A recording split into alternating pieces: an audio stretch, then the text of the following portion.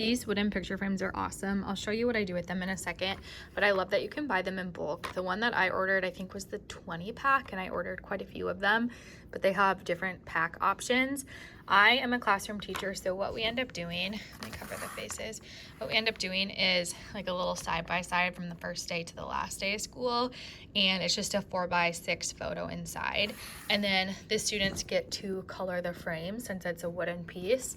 They can either have it horizontal like this or vertical, depending like what they want and obviously how many pictures they have as well. But they are super nice. They just have the little 2 twists so that it's easy for me to put in the pictures, and then it has the little wooden stand on the back.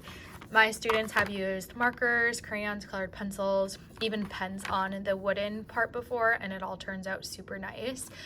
They're blank right now because they haven't had a chance to design them, and I kind of give this as like a little end of the year gift, and then it's a little craft idea. So I put the year on the back, but it ends up turning so cute, and I love seeing their transformations. So this is such an affordable option for a craft, and my students love it, and even the parents have always said like it is such a special gift to see how much they've changed, and it is something that they keep for many years. So it's such a great option.